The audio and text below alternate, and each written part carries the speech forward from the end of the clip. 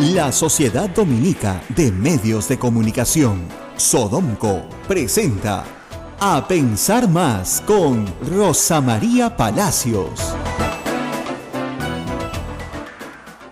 Hola amigos, muy buenos días, bienvenidos a una nueva emisión de A Pensar Más con Rosa María Palacios, que en breve estará con nosotros a través de una entrevista que ella nos ha dejado, ustedes lo saben, se encuentra en un corto periodo de vacaciones fuera de nuestro país y ella nos ha presentado una entrevista muy interesante sobre la situación de la drogadicción en nuestro país, pero eso viene más adelante porque los titulares hoy se han dedicado, expresamente a un tema que a todos nos ha causado sorpresa y preocupación en algunos casos, ¿no? Colombia dijo no, acuerdo de paz fue derrotado en las urnas, publica Perú 21. En tanto, el diario El Comercio nos cuenta, Colombia dice no al acuerdo de paz con las FARC. La República lo ve con otros ojos, lo ve, de una manera también preocupada. Colombia en el limbo.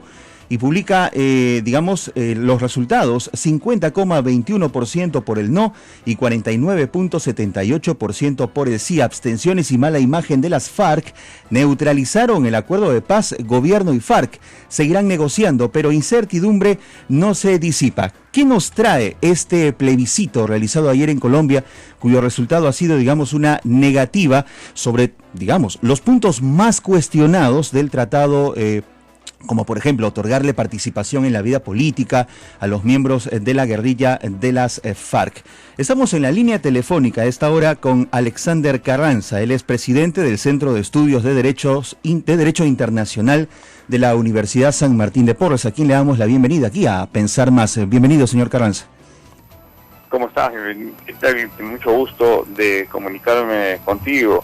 Efectivamente, el país ha amanecido en un día siguiente, no solamente el país Colombia, sino toda la región a partir de estos resultados. Sobre esto hay algunas reflexiones que hacer.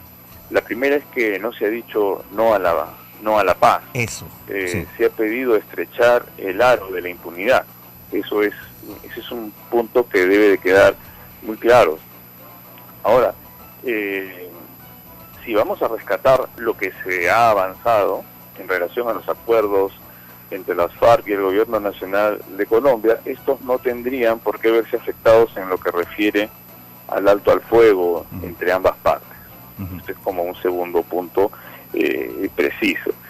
Ahora, es imperativo incorporar al no en la mesa de renegociación o adecuación de los acuerdos de paz del 26 de septiembre. Esto es muy importante, las denominaciones, porque no debe de quedar la sensación entre las partes de vencedores y vencidos. Claro. Y en este plebiscito también es de destacar que no solamente se jugaba el sí o el no, sino también la vigencia política del expresidente Uribe, ahora nuevo actor, en este tablero de ajedrez. Y finalmente una reflexión o un daño colateral, si el término lo sugiere, en torno a los resultados de este proceso en lo que refiere a Perú. Así es.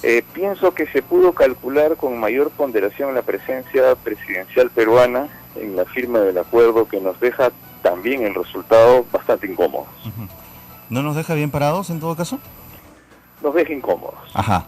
Entonces, claro, este ha sido un espaldarazo, pero acá hubo yo no sé si denominarlo una falta de claridad en el análisis, pero el presidente Santos siempre hablaba que no existía un plan B. Así es. Acá se iba con todo al sí. De pronto, si esa fue la metodología, ahí comenzó de pronto el error. Señor Carranza, pero si esto fue parte de la propaganda, correcto, habría que asumirlo así. Señor Carranza, Juan Manuel Santos no estaba obligado a convocar un plebiscito, bastaba con el acuerdo del Congreso para implementar el acuerdo firmado por las FARC, pero se ha arriesgado, ¿ha jugado una mala carta? Lo que pasa es que cuando uno va a cerrar este tipo de heridas, debe de contar con la validación popular. Esto es muy importante, porque este acuerdo, como comprenderás, no se puede hacer a vista y paciencia de todos. Tú mismo te has dado cuenta, como todos, que han habido mesas cerradas, han habido reuniones reservadas, como lo amerita un proceso, y no es que uno esté pactando a espaldas de la población, lo que uno está haciendo es darse un mayor margen de maniobrabilidad en la negociación y cálculos y recálculos que se hacen en una mesa. Pero eso es lo que ocurre en una mesa, ese es el acercamiento de las partes. Ahora la sensación térmica y el poder de la comunicación respecto a lo que estoy negociando es lo que va a convalidar, va a validar, o en este caso no lo va a hacer, respecto a una población que efectivamente las partes, por ejemplo el Gobierno Nacional de Colombia tiene sus halcones que estaban dispuestos a no dar el sí. Entonces definitivamente el paso que estaba dando Santos, si no hubiera consultado a la población, hubiera sido dantesco, porque ahí hubiera sido una implosión. Ahora por supuesto tienes una explosión en este momento, porque ya conoces los resultados, pero si no los hubiera habido, este proceso hubiera abortado. Entonces de lo que se trata es de no perder el tiempo y no abortar procesos, sino ir seguros, caminando, pero paso a paso. Lo que ha hecho Santos definitivamente dentro de un proceso era lo lógico, era la lógica misma de la negociación. Ahora, 50.21% por el no, 49.78% por el sí, un ausentismo realmente histórico en situaciones como estas. ¿Cómo queda la figura de Juan Manuel Santos en un país técnicamente dividido? Efectivamente, tú lo has dicho. Acá pueden haber diversos análisis, desde el análisis de forma, de cómo comunico esto, al análisis de fondo. Así es. Cómo terminado por estrechar o no el aro de la impunidad. Y acá sí hay dos escenarios donde se juega la reflexión, el primero el político y el segundo el jurídico. Y ambos, siendo distintos, tienen una zona común que es la paz. Claro. Entonces acuérdate que si estamos en el ámbito político es un ámbito de eminentemente creación, creación de figuras, creación de salidas. Si estamos en un ámbito jurídico, estamos en un ámbito más restringido. Por eso es que el uno necesita al otro para poder finalmente arribar a una fórmula que lamentablemente la población no acabó por entender, y como tú bien has expresado, el ausentismo fue mayúsculo y pese a la motivación internacional que se tuvo y a toda la parafernalia que Bogotá desarrolló, el gobierno de Bogotá desarrolló para contar con los mejores auspicios. Claro. Fueron muchos presidentes y prácticamente esto era una victoria. De ahí la sorpresa térmica. Así es. El presidente Santos ha dicho que buscará la paz hasta el último día de su mandato. ¿Qué es lo que viene ahora? Si no hay un plan B, porque él mismo lo había expresado, queda renegociar aquellos puntos que generan, pues, digamos, la discordancia aquí. Efectivamente, mira, reabrir un tratado como reabrir un contrato en el plano privado y el otro, el primero en el plano internacional, como ejemplos, ¿qué supone? Supone hasta qué punto lo vas a abrir, y eso las partes van a tener que conversar. Claro. ¿Vas a abrir todo? ¿Vas a abrir parte? ¿Qué cosa vas a abrir? ¿Qué no es negociable y qué no voy a abrir? Esas son las discusiones, en tanto y en cuanto se llegue a un cabal entendimiento primero de lo que pasó en cuanto a forma y fondo de las votaciones del día de ayer. Correcto. Nos hablaba del auspicio de otros países, nos hablaba de la expectativa del mundo entero y países latinoamericanos sobre lo que iba a suceder en este plebiscito. Estados Unidos, que finalmente todo lo convierte en capital, también ve con ojos de mucha preocupación lo sucedido ayer en este resultado del plebiscito. ¿Qué le queda a América Latina, a América en general o el mundo frente a esta situación? A ver, podemos ver esto básicamente como el ejemplo del vaso medio lleno, medio vacío. Correcto. Y acá hay que alentarnos entre todos los países de la región. Lo que ha pasado en Colombia es simplemente que la población ha pedido y ha demandado un mayor esfuerzo de los negociadores y estrechar, como te expresé en su momento, el aro de la impunidad. La paz se quiere, pero de pronto lo que no se tuvo muy claro es recoger algunos puntos en virtud del cual la población, y sobre todo aquella población que está comprometida con el daño directo, inclusive con el fuego amigo, ha experimentado. Entonces ellos lo que buscan es sí una paz, pero una paz con determinados seguros, con determinados convencimientos de sanción para quienes han violado normas de derechos humanos o en su momento derecho internacional humanitario. Correcto. Y esto, por supuesto, tiene que ser leído y debió ser leído, y por eso es que estamos en una posición de esta naturaleza. Ahora, esto del limbo, sí y no. Como yo resultado. diría que como resultado final, yo creo que cuando tú entras a un salón de clase, tienes dos alternativas: salir aprobado o salir desaprobado.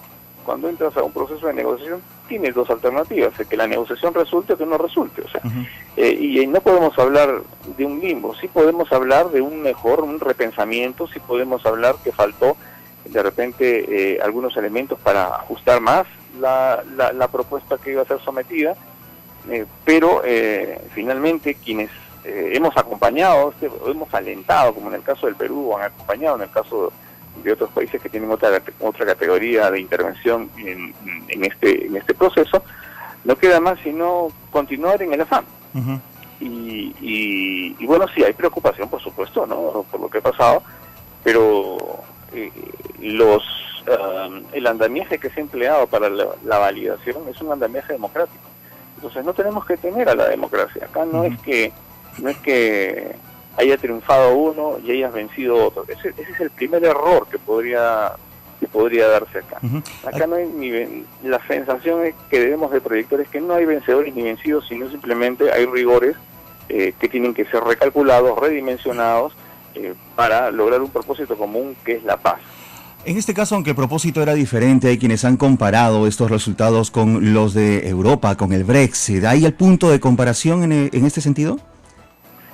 Son cosas distintas. Claro. Yo creo que los escenarios son distintas, la mentalidad, estamos hablando de dos cosas absolutamente distintas, que en cuanto a nomenclaturas podríamos establecer algunas similitudes, pero no tienen nada que ver en realidad, si queremos forzar la cosa. Lo que sí el caso de Colombia es un caso muy especial, es un caso absolutamente especial, inclusive con relación al Perú en su peor momento, de los 80s, o 90s, ¿qué le puedo decir? Porque inclusive he escuchado y he leído de algunos sectores que sugieren utilizar esto como modelo en el Perú. Eso no tiene ningún sentido, ¿no? Estamos hablando de blancos y negros, no tiene absolutamente ningún sentido. Muy bien, señor Alexander Carranza, presidente del Centro de Estudios de Derecho Internacional de la Universidad San Martín de Porres. Como siempre, gracias por atender nuestro llamado y esclarecer temas sumamente importantes que tienen que ver con el ámbito internacional y la repercusión que esto lleva a todos los países, no solamente en Latinoamérica, sino en el mundo. Hasta otro momento.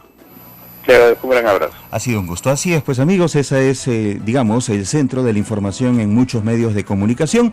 Son las 8 de la mañana, 14 minutos. Esto es A Pensar Más con Rosa María Palacios, que llega siempre gracias a la Sociedad Dominica de Medios de Comunicación, que integra a Radio Santa Rosa 1500 AM, 105.1 FM, Radio Santo Domingo Chimbote, 102.1 FM, Radio San Martín Arequipa 97.7 FM, 1380 AM, Radio Veritas RTV Cusco 92.1 FM, Radio Cepagua Ucayali 100.5 FM, Radio Quillabamba La Convención Cusco 91.1 FM 1210 AM y Radio Madre de Dios en Puerto Maldonado 92.5 FM. Ya llega luego de la pausa Rosa María Palacios y una interesante entrevista.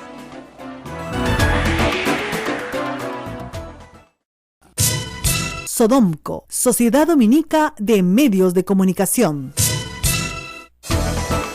Hace unos días, durante la emisión de un programa en televisión, el presidente de la República, Pedro Pablo Kuczynski, con ese sentido, pues, ¿no?, de buen sentido del humor que tiene, de tomar las cosas un poquito con un estilo medio criollo, como para que quede clara su postura, o simplemente, de una forma pues bastante libre de pensar, expresó lo siguiente: yo soy una persona liberal, si quieren fumar su troncho, yo sé que no les gusta que se diga eso, no es el fin del mundo, pero la droga dura sí es grave.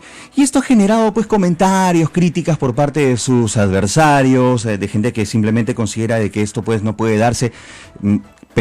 Consideramos que simplemente ha sido una expresión. Sin embargo, hemos querido tomar este punto, no tiene sentido profundizarlo porque políticamente hablando pues simplemente es una opinión, pero hemos querido profundizarlo en el sentido de lo peligroso que es la drogadicción en todos los aspectos que ello abarca. Y para ello hemos invitado al señor Alejandro Vasilaki, él es presidente de CEDRO, organismo encargado de velar por el cuidado de la población en ese sentido, ¿no? Frente al flagelo, por ejemplo, de las drogas y otras adicciones. Él conversó con Rosa María Palacios y se ha podido determinar pues que si bien hay drogas duras y que sí son graves, la marihuana hoy en nuestros días también podría ser algo de suma preocupación. Y es así como se expresa en la entrevista que presentamos a continuación con Rosa María Palacios al señor Alejandro Vasilaki, presidente de CEDRO. Adelante. Muy buenos días, amigos, estamos aquí en una entrevista muy especial sobre un tema que vamos a tratar con más recurrencia porque es un tema de política pública y de salud pública. Vamos a hablar de drogas, no para que usted las use, sino más bien para que usted no las use y tenga prevención sobre esta materia. Hace unos días, en tono de broma, en tono de chiste, ¿no?, el presidente de la República dijo algo que sorprendió, ¿no? ¿Quién no se ha fumado alguna vez, ¿no?, un porro, marihuana? Y el tema, bueno, quedó ahí felizmente porque no era más que eso, más que una broma, un exabrupto. Pero queremos tratarlo ahora sí con un poquito más de profundidad. Y para eso hemos invitado al presidente de CEDRO, al señor Vasilaki, que hace muchísimos años, a través de esta institución, hace un seguimiento al problema en todas sus dimensiones, en la dimensión de adicción, en la dimensión de salud pública, en la dimensión de censo, consumo, y tienen muy buena data que van a el día de hoy compartir con nosotros. Gracias por estar acá. Muy agradecido por la invitación. Ciertamente hay que continuar trabajando en la prevención de todo tipo de drogas legales e ilegales. La adicción en el Perú. Mucha gente cree que los adictos son gringos, ¿no?, europeos, ¿no? La adicción en el Perú. ¿Qué tan grave es? ¿Qué números tenemos de adicción en el Perú? Ya. Ciertamente nosotros hemos estado trabajando en la prevención del consumo ya 30 años. Así es. Y a pesar de ser un país productor de drogas cocaínicas, el porcentaje de personas que consumen drogas en el Perú se encuentran entre los más bajos del continente y además entre los más bajos del mundo. ¡Ah, qué bueno! Entonces, bueno, esa es una buena noticia. Una excelente noticia. Más o menos, ¿cuánto es eso? Ya, estamos hablando que en drogas cocaínicas el 3% de la población lo ha probado alguna vez. Pero eso puede ser una experiencia, ¿no es cierto? Así es. ¿Y consumo habitual? El consumo habitual, estamos hablando más o menos de unas 50.000 personas que la consumen habitualmente. Entonces, digamos, como problema de salud pública, digamos, tenemos a 50.000 consumidores habituales de drogas cocaínicas, que son las que más daño hacen a la salud. Bueno, las distintas drogas causan distintos daños. Eso es verdad. ¿No es cierto? Entonces es muy difícil decir, esta droga causa menos daño. Lógico. ¿No es cierto? Pero, por ejemplo, debemos recordarnos que en el Perú hay 700 camas desde el Estado para el tratamiento de estas personas. A eso voy. Ahora vamos a ir al tema de carencias, ¿no? Pero primero fijemos el problema. Tenemos 50.000 adictos.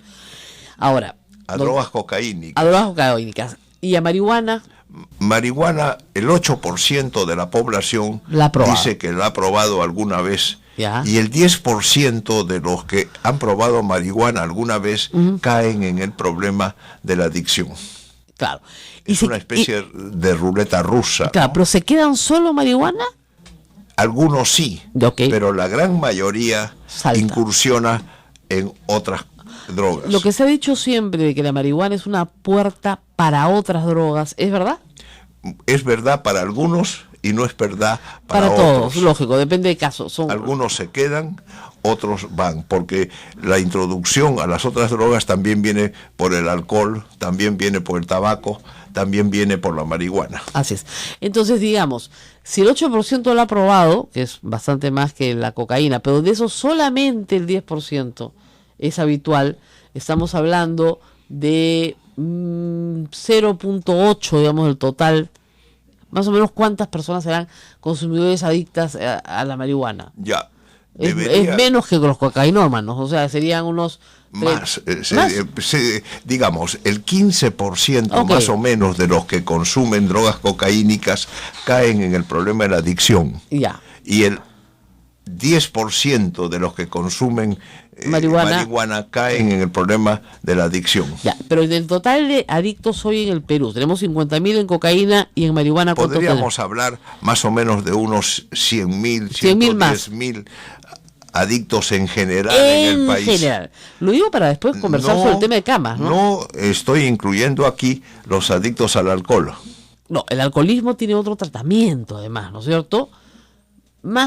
Digamos, el alcoholismo tiene un tratamiento, después vamos a hablar de tratamientos también porque podrían ser parecidos, pero hay tratamientos. Muy bien, estas personas que han caído en la adicción, caen en la adicción porque tienen una predisposición genética a la adicción. Eso no lo sabemos. No lo sabemos. Esto no lo hemos comprobado. Uh-huh. Sin embargo, en el caso del alcohol sí es muy claro. Ah, ya. Ahí sí hay predisposición genética. Así es. En el caso del alcohol no existen dudas. En el caso de las otras drogas se sospecha que sí lo existe, pero hasta el momento esto no ha sido suficientemente probado. Ok. Ahora, una persona, ¿no es cierto?, que tiene una adicción, ¿no es cierto?, puede saltar de una adicción a otra, es decir, tiene una personalidad adictiva. O sea, deja la droga y se va a la ludopatía, y se va La gran mayoría de las personas se convierten en policonsumidores. Ajá, okay. Consumen todo tipo de drogas, consumen el alcohol, consumen la cocaína, consumen la marihuana, y entonces continúan consumiendo todo esto casi a lo largo de su vida. Así es. El problema del tratamiento es que no es necesariamente efectivo para todos. Vamos a ir al tratamiento, pero yo quisiera entender, para que los padres de familia que nos escuchen, que tienen hijos, etcétera, ¿qué es lo que pasa en el cerebro de un adicto? O sea, ¿por qué un adicto que sabe, porque ha recibido la información, que esa droga le hace daño, quiere volverla a consumir? ¿Qué es lo que pasa en ese cerebro? Bueno, una vez un joven centroamericano probó por primera vez la pasta básica, y ese día nos dijo: supe que nunca más la podría dejar. Claro. ¿No? O sea, se produce un fenómeno en el cerebro, digamos. Se produce un fenómeno que aún tampoco no lo tenemos estudiado. No lo hemos estudiado lo suficiente, porque además depende de las personas. Así es. Ahora, hay evidentemente una carga genética, pero también hay una carga del entorno, de la forma de la crianza, ¿no es cierto?, de la vida, de hogares distribuidos, etcétera. No necesariamente. Es lo que le iba a preguntar. ¿Cuánto influye el entorno en la adicción? Tampoco es una cosa que se ha probado. De la misma familia sale gente que jamás probaría una droga y otros que caen en el problema de la adicción. ¿Por qué? ¿Se sabe por qué?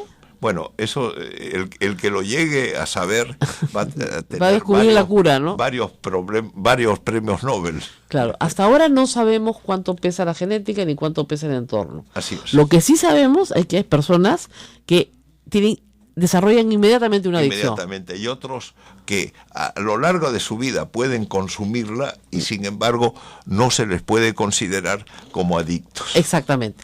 Esas personas que son las que te dicen: pero si yo puedo manejarlo, me fumo un troncho de marihuana una vez cada 6 meses. Claro. Para relajarme. El gran problema es que ese día puede ocasionar los accidentes más grandes de la Tierra. Y al mismo tiempo, en el caso de las drogas cocaínicas, ese mismo día puede sufrir un infarto y morirse. No, evidentemente. Ya es por otro tipo de condicionamientos que se van dando. Así es, pero hay mucha gente que dice: yo consumo cocaína solamente cuando bebo alcohol.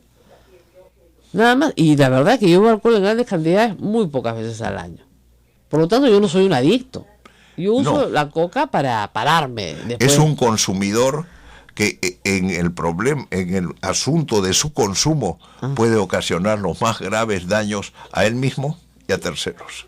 No, eso es cierto, ¿no? Porque un adicto que está bajo el efecto de la droga, ¿no es cierto?, no tiene conciencia de los daños que está causando a los demás. Así es, pero tampoco la tiene el consumidor esporádico en Claro. ese momento. Ok. También carece de esa preocupación por sí mismo y por los demás. Y por los demás.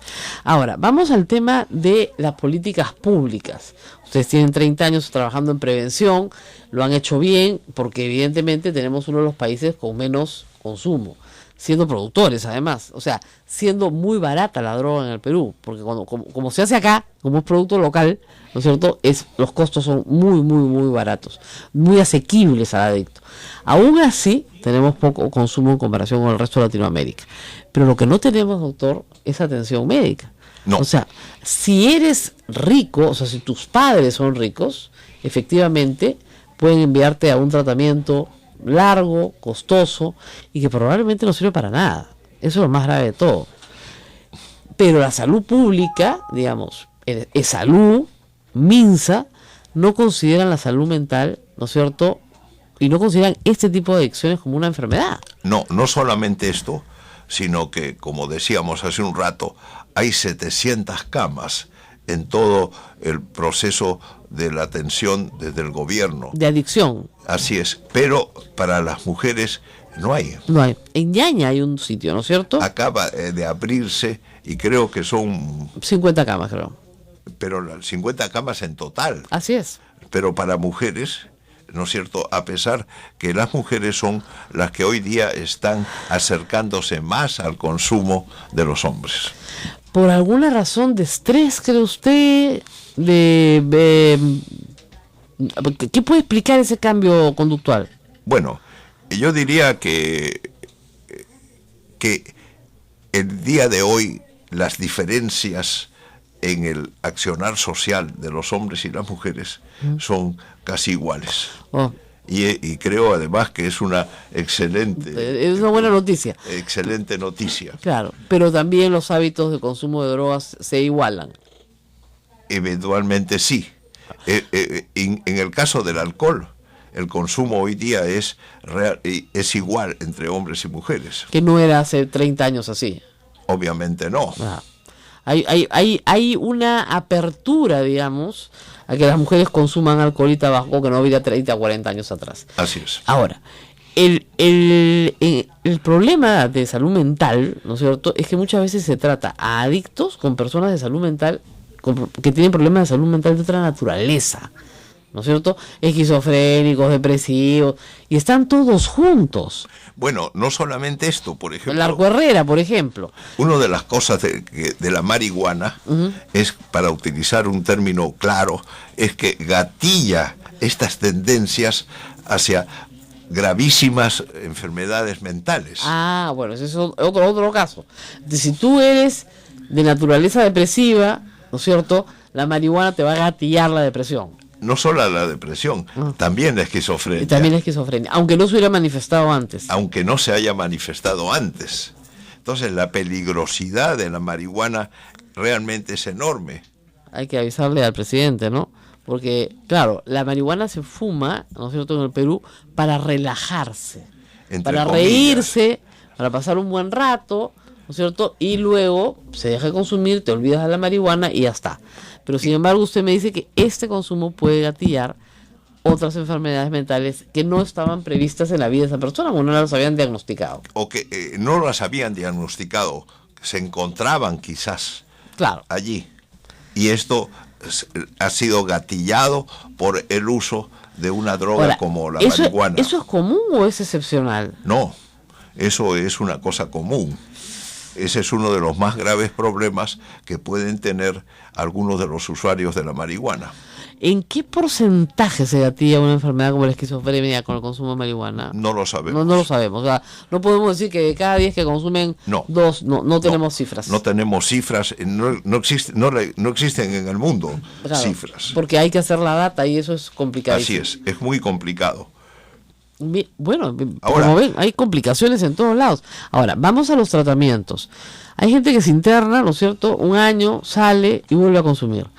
lo vuelven a internar, hay gente que tiene 3 internamientos, 4 internamientos. ¿Por qué es tan difícil curar a un adicto, sacarlo de la adicción? Bueno, podríamos decir que la adicción, la personalidad adictiva, siempre persiste hasta el final de sus días. Pero puede ser derivada a otra cosa. Puede volverse adicto a las plantas, ¿no? A sembrar su no jardín. necesariamente. No, ya sé, pero vemos, ¿se puede reencauzar a una persona? El otro día estábamos conversando con una señora peruana que hoy día además es una profesional muy importante en Estados Unidos en el tema de las adicciones, y durante 30 años casi ha sido alcohólica. Y nos contaba que cuando va a un restaurante y ve una botella de alcohol en una mesa lejana, siente la necesidad de volver a consumirlo. No, es que el alcohólico es alcohólico toda su vida. Igualmente. El adicto, el consumidor, o sea, porque tienes la adicción adentro, ¿no? Así es. Eso no va a cambiar. No va a cambiar. Pero sí puede cambiar tu conducta respecto a eso. Podría. ¿Por qué? ¿Cómo encauzarla? Claro. Me piden una pausa, estamos en un tema muy interesante. ¿Cómo encauzar, o sea, cómo hacer, o sea, de los tratamientos que hay en el mercado peruano hoy, que hay varios? El doctor Vasilaki trabaja en prevención y también en curación. Quería que nos cuente de todas las experiencias que él ha visto, qué cosas funcionan y qué cosas la verdad es que no funcionan. Depende del adicto. Yo lo sé, pero hay que trabajar también un poco. Este es el gran problema, ¿no es cierto? Por ejemplo, existe para muchos la terapia de la fe. La fe obviamente no debe ser utilizada como terapia, pero si funciona, ¿por qué no? Que la use. Pero vamos a parar acá, no se muevan y regresamos en un instante. Sodomco, Sociedad Dominica de Medios de Comunicación.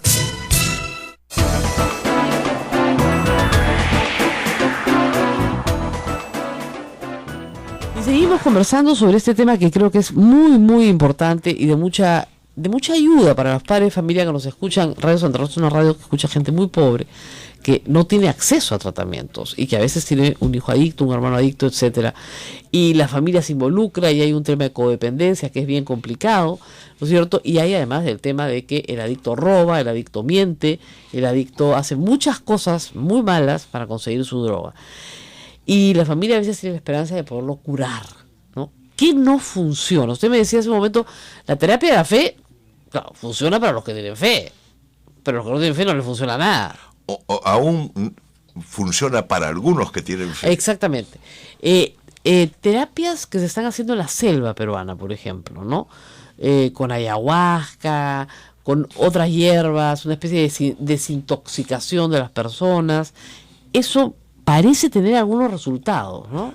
Bueno, en la medida de que estén en manos de psiquiatras enormemente competentes. Lógico. Regularmente en muchos de estos experimentos simplemente son aficionados y la cantidad de muertes que suceden en este tipo de tratamientos es muy fuerte. Así es, entonces también son peligrosos. Una cosa muy experimental. Todavía está en una etapa experimental. Muy experimental. Que es llevar a un grupo de adictos a la selva, vienen de fuera también para estos tratamientos. Se quedan un año, a veces más, internados, trabajan con psiquiatras y finalmente lo que te dicen es descubren el origen emocional del problema. Porque muchos creen que esto tiene un origen emocional encubierto. O sea, tú te vas matando porque quieres matar algo tuyo, ¿no es cierto?, que está dentro y que no lo sacas. ¿Eso es posible? ¿Hay un origen emocional también? Bueno, el día de hoy no queremos cerrar ninguna eventualidad. Ninguna puerta, claro. Sin embargo, es claro que eso no está comprobado científicamente. Tampoco. O sea, tampoco se sabe si la adicción tiene un origen emocional. No.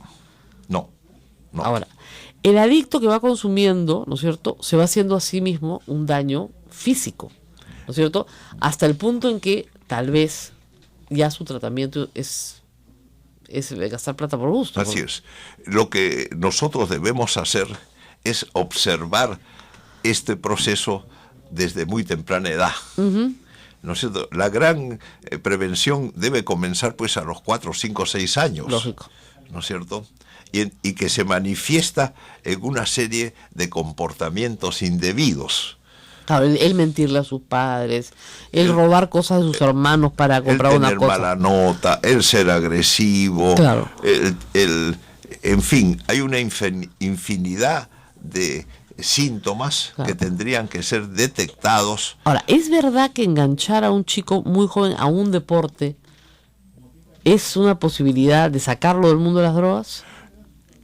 Fomentar otro tipo de intereses. Así es. ¿No es Puede cierto? ser la colección Puede de ser- estampillas, no puede sé. ser el deporte, puede ser el arte, puede ser Exactamente. lo que fuese, ¿no es cierto? Que se interese porque en la adolescencia hay mucha pasión, ¿no es cierto? Así es. Entonces, Y hay que aprovechar, orientarlo. exactamente, si se aprovecha esa pasión para encauzarla hacia un interés que durará durante toda la adolescencia, es probable que ese chico no se enganche en drogas. Si nosotros logramos que un adolescente no consuma las drogas legales hasta 18 años. más allá, porque Claro. hoy día sabemos que el cerebro continúa desarrollándose hasta los 20 y tantos años. Ok.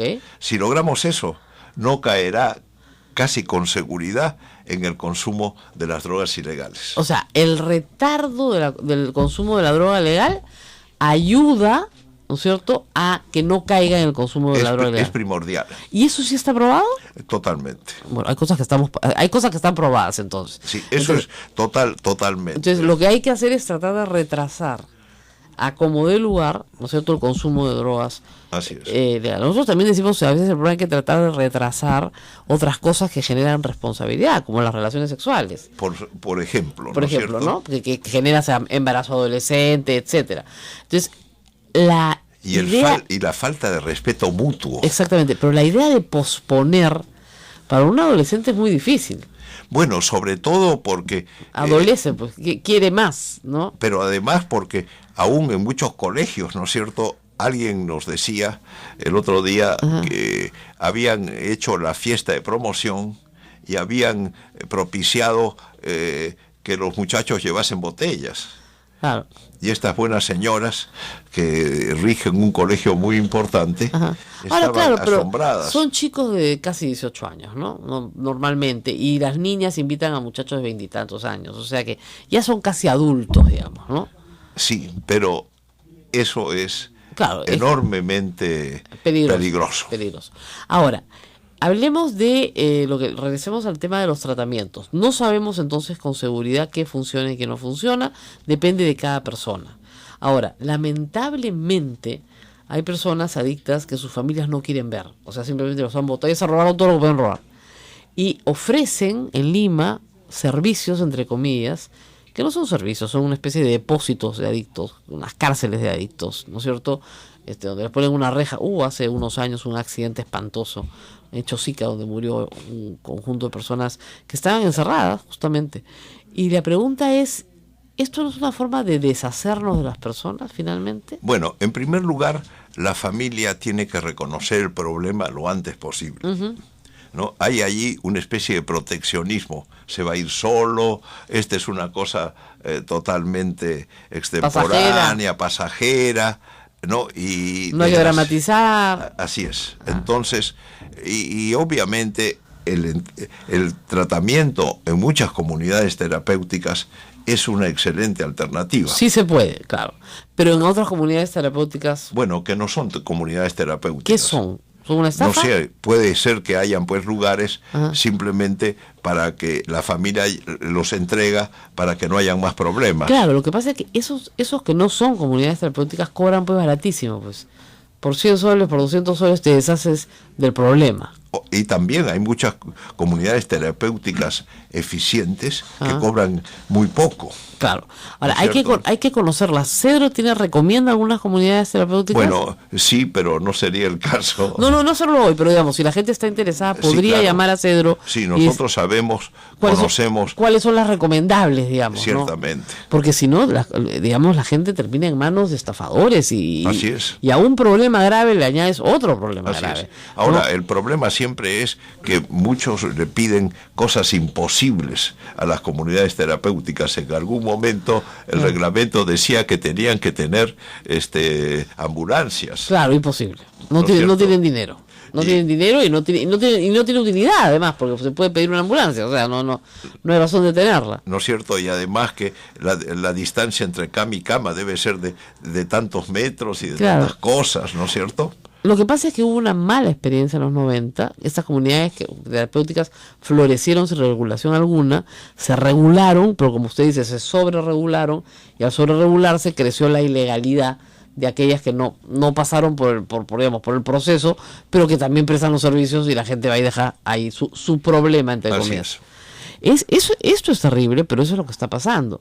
Sobre todo si tenemos en consideración que tenemos 100.000 adictos en el Perú, en todo el Perú. Y tenemos 700 camas y casi ninguna para mujeres. Y en provincias... en provincias, pues, tenemos muy pocos psiquiatras para comenzar en el país. Y todos ellos, la gran mayoría, se encuentran en Lima. Sí. ¿No el otro día me decía, no son pocos, lo que pasa es que están mal distribuidos. No, son pocos. Son pocos, pues son 300 para 30 millones de habitantes. Son pocos y mal distribuidos. Y con una población re loca como la que tenemos. Mentira. Pero acá hay mucho loco, discúlpame. Basta ver la gente que me escribe. ¿Ya? Pero, digamos, que necesita atención psiquiátrica de alguna manera, ¿no? Pero sí, efectivamente, no hay atención psiquiátrica. Y para el caso de adicción, no basta un psicólogo, ¿no es cierto? Sí puede ser. ¿Puede ser?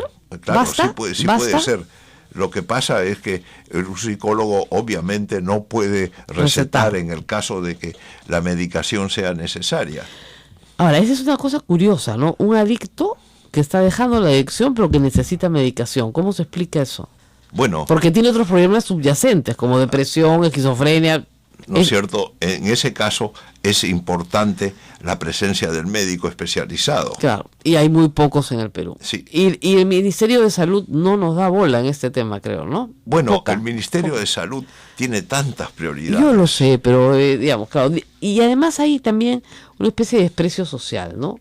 O sea, si tengo que gastar en vacunar niños recién nacidos y atender adictos y tengo que escoger, me voy a vacunar a los niños, ¿no es cierto? O sea, es obvio, porque estos adictos se la han buscado. Son hombres adultos, mujeres adultas. Y además que hay problemas terribles, ¿no es cierto? Claro. Que a 20 cuadras de Palacio Gobierno existen los problemas de tuberculosis más grandes del mundo. Claro, casi, los resistentes, los multidrogas resistentes. Así es. Que son aquellas personas que ya han tomado lamentablemente varias dosis no han completado su tratamiento de tuberculosis y se vuelven, ¿no es cierto?, resistentes a todas las drogas y tienen los peores casos de tuberculosis. Y allí, por ejemplo, hay que reconocer el enorme trabajo de la gente de salud que va todos los días para asegurarse que tomen las pastillas y que coman. Así es. ¿No? Eso es impresionante. No, el modelo de tratamiento de tuberculosis en el Perú es modélico para toda América Latina, pero no ha logrado, digamos, realmente eliminar a los pacientes multidrogoresistentes. Claro, entonces si tienes eso, que es grave, versus esto, te vas a gastar la plata en tuberculosis. Y en la mayoría de estos casos también hay una adicción a la pasta básica. ¿En tuberculosis? Entre las personas que tienen el problema de la tuberculosis, capaz, muchos de ellos son lugares de alto consumo de pasta básica. Claro, porque desarrollan la enfermedad. Así es. Ahora, ya estas personas son casi personas que han perdido todo sentido de la vida, ¿no? Estamos hablando de zonas de Lima, como las zonas bravas de Lima, los que son hueco de pay, como dicen los chicos, ahí sí son gente que vive consumiendo y termina adquiriendo otras enfermedades. SIDA, tuberculosis, lo que fuese, porque hay promiscuidad. Entonces, esos casos en tratamiento médico, por supuesto que son carísimos. Y además tendrían que tener la voluntad del paciente, ¿no es cierto?, para querer curarse. Que eso es importantísimo, porque sin la voluntad no se puede hacer nada. Es muy difícil. Y hay muchísimas personas que, digamos, tienen una especie de consciente que les dice, sí, tengo que hacer el tratamiento, y un inconsciente que dice, no, que me quedo en adicción. ¿Qué hacemos con eso? Imposible curar. Ahora, pasemos al tema de moda en el mundo. Y si lo legalizamos todo, porque lo podría decir, mire, doctor, los adictos, así las leyes sean punitivas, van a ser adictos de todas maneras. O sea, con leyes punitivas tenemos 100.000 adictos. Habiendo hecho trabajo de prevención y todo, pues tenemos adictos. Si legalizamos, tenemos la ventaja de que el delito desaparece. O sea, los sicarios, los narcos, las balaceras, no, eso como la ley seca en los Estados Unidos con el alcohol. ¿Usted qué piensa de eso? Bueno, varias cosas. La primera es que es muy difícil en la lucha contra el alcohol. No nos olvidemos que el alcohol es la droga de Occidente. Así es. Si mal no recuerdo, Noé fue el primer borracho, ¿no? Claro, y ¿No Cristo es convirtió la bebida en una boda, o sea, es lo que tomamos siempre. Así es. Y que entonces el esfuerzo de no hacer legal el alcohol es un esfuerzo siempre destinado al fracaso. Así es. ¿No es cierto? El otro asunto, tenemos ya ejemplos en el mundo, como el caso de los Países Bajos. Holanda se puede consumir marihuana, así es. ¿No es cierto? Holanda, que es el país del asmo, puede ingresar a una serie de normas sumamente abiertas para el consumo de la marihuana, y años después se dan cuenta de que el problema es insuperable y comienzan a cerrar los coffee shops, comienzan a regularlos. ¿Por qué? ¿Qué pasó? Varias cosas. La primera cosa es que la marihuana consumida hoy día es por lo menos 27 hasta 35 veces más peligrosas que la de los 60, ¿no? Que la de los 60. Así es, eso lo sabemos y eso hay que advertirlo a todos los padres que dicen, bueno, cuando yo estaba en la universidad, en los 60, me fumé mi troncho, ¿no? Y si mi hijo o mi nieto fuma, bueno, no es tan grave. No, es otra marihuana. Es otra marihuana. Es otra marihuana porque genéticamente la planta ha sido mejorada. ¿Para qué? Para aumentar su productividad. Exactamente. Y tiene muchísima más droga de la que tenía hace 30 años. Eso es lo primero que hay que decir. Muchísimo más. Bueno, entonces, ¿qué ha pasado en Holanda? Y Holanda, al darse cuenta de que este experimento no es el debido, están comenzando a cerrar, y hoy día en el reino es ilegal plantar marihuana y vender marihuana. Pero no consumirla. No consumirla, pero los lugares de consumo se encuentran cada vez más reducidos. Más reducidos. Ahora, ¿aumentó el número de consumidores de marihuana por esta política? Sí, y aumentó el número de enfermos, de delitos. De delitos, conexos al consumidor de marihuana que roba, etcétera, para poder consumir. Por lo tanto, los legalizadores de hoy ya no mencionan a Holanda. Ok. ¿Qué está pasando en Uruguay, que es un ejemplo reciente? Bueno, en primer lugar, yo le tengo mucho aprecio a Mujica. Claro. Creo que es un lindo personaje, pero en estas materias enormemente ignorante, porque lo que él suponía es que con esta especie de legalización de la marihuana, la gente no iba a caer en el consumo de otras drogas. Ya. Por lo tanto, que iba a desaparecer la cocaína y todas estas cosas. Claro. Y el primer preocupado de esto es el nuevo presidente. Lógico. Porque Tabaré Vázquez, que es un oncólogo, está preocupadísimo y no se sabe hoy día cómo manejar este problema en el Uruguay, porque algunos chicos han comenzado, ya que es legal, a fumarla en los recreos. Bueno, hoy en el Perú no hay prohibición de consumo de marihuana ni de cocaína. El consumo no está prohibido. Yo puedo prenderme. Eso es lo más gracioso. Está prohibido, por ejemplo, el consumo de tabaco en casi todos los lugares públicos. Pero no está prohibido el consumo de marihuana. Sí, Sanguinetti, que fue presidente del Uruguay, escribió un artículo muy gracioso, ¿no? Burlándose de Mujica. Decía, cigarrillos no, marihuana sí. Claro. Ahora, ¿usted cree que esto va a causar, digamos, puede haber una reducción del delito vinculado al narcotráfico, pero aumenta el delito vinculado al consumo? No, ciertamente tampoco va a disminuir el consumo de otras drogas. No, evidentemente no. Sino todo lo contrario. Eso está probado que no, por lo que usted me ha explicado al principio, pero digamos, la idea es que el narcotráfico mueve en el mundo miles de millones de dólares y además genera delitos conexos, asesinatos sanguinarios, control político, ¿no es cierto?, que no queremos, dineros que se meten a la política. Si ese negocio acaba, ¿no es cierto?, porque es legal, claro, el consumidor se puede ver afectado porque va a consumir más, tal vez, pero lo otro es terrible para la sociedad.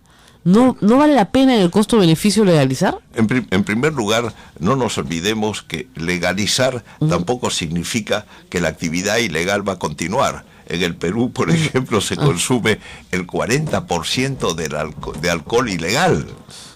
Claro, evidentemente. ¿No es cierto? Pero y los precios, además de lo legal, son enormemente más altos que lo ilegal, porque la gente va al legal. precio Entonces, del pisco falso, etcétera. De todas maneras, continuará la ilegalidad. No, evidentemente, y la otra cosa es que, claro, si solamente se legaliza la marihuana, la gente va a salir a la cocaína, tendrías que legalizarlo todo.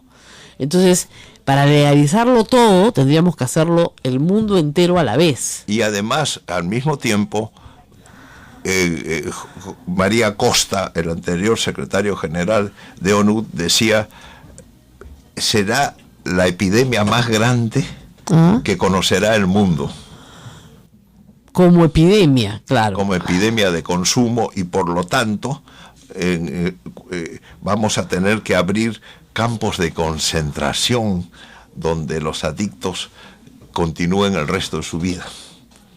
¿Usted cree que ese es el peligro final de la legalización? Sin lugar a duda. Por otro lado, no nos olvidemos que los delitos se unen. El mismo traficante de drogas trafica en armas, en trata de personas, claro, en minería derivará, ilegal, claro, pero, ¿no pero podemos, pero si se legaliza la droga, la fuente principal de su riqueza se tendrá que trasladar a otro negocio, pero ya no será ese. En el Perú, la minería ilegal produce más dinero. No creo, la droga es número 1, creo. ¿No? Ya no. Ya no. La minería ilegal de oro puede producir más, sí, puede ser. Ahora, lo que pasa es que hay que decir una cosa, de lo que se quede en el Perú, ¿no es cierto? Porque la droga sale del Perú a un precio, pero se comercializa a otro precio en el mundo. O sea que ahí el negocio es otro. La diferencia de precio es enorme. ¿No es cierto? Es 10-1, lo que queda en el Perú es uno de los 10 que se saca al otro lado. El gran problema siempre es el efecto social que esto causaría. Ustedes en serio lo han estudiado y se oponen completamente a la legalización. Absolutamente. ¿No es cierto? No nos oponemos a que la gente... Estamos en contra de que la gente vaya a la cárcel por el consumo. Okay. El consumidor es un enfermo que debe ser tratado. Así es, que es la política en el Perú. Está en el Código Penal. El que es sancionado es el comercializador. Comercializador. Así es, pero no el adicto, porque el adicto es una persona enferma que debe ser tratado. Claro. Y además, yo siempre le digo, si a todos los adictos los meten a la cárcel, bueno, vamos a necesitar el Estadio Nacional, más o menos, porque no hay forma de que entren. Y ya es el doble del número de presos que tenemos hoy en el Perú. Así es. O sea que sería absolutamente imposible. Y además la cárcel no es lo que necesita. No. Para nada. Necesita un tratamiento. Así es. Y el tratamiento, desgraciadamente, tampoco, no solamente es caro, sino que el éxito tampoco es de un 100%. Claro, no está garantizado. Lamentablemente, señora que me está escuchando, si su hijo es adicto, nadie le va a garantizar que vuelva a ser el que fue. Sí.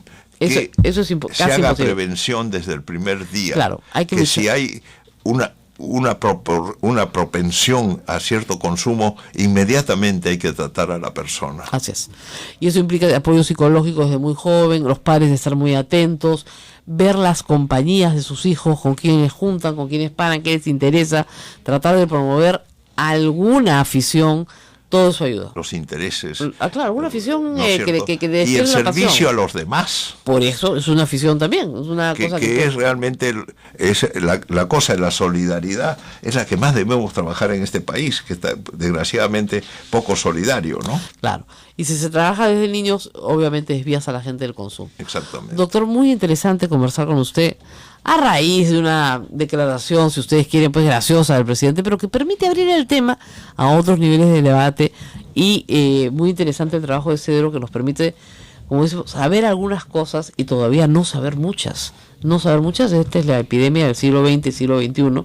Todavía no sabemos muchas cosas sobre qué ocasiona esto y cómo evitarlo. Muy bien, muchísimas gracias, doctor. Yo me despido, pero voy a estar con ustedes mañana nuevamente. Hasta pronto. Sodomco, Sociedad Dominica de Medios de Comunicación. Ahí estaba Rosa María Palacios presentándonos esta entrevista con el señor Alejandro Basilaki, presidente de Cedro. Muy interesante sobre el tema de la drogadicción, cómo podemos hacer para evitar caer en este flagelo de la droga que finalmente afecta a los jóvenes, a nuestras familias como pequeño entorno de la sociedad y también a la sociedad en sí. Y ha dado también muy buenas alternativas que estamos seguros podemos tomar en consideración. Mañana a las 8 de la mañana retornamos con más información aquí en A Pensar Más de la Sociedad Dominica de Medios de Comunicación. Gracias por su preferencia. Permiso. Hasta aquí, A Pensar Más con Rosa María Palacios. Este programa fue producido por la Sociedad Dominica de Medios de Comunicación, Sodomco.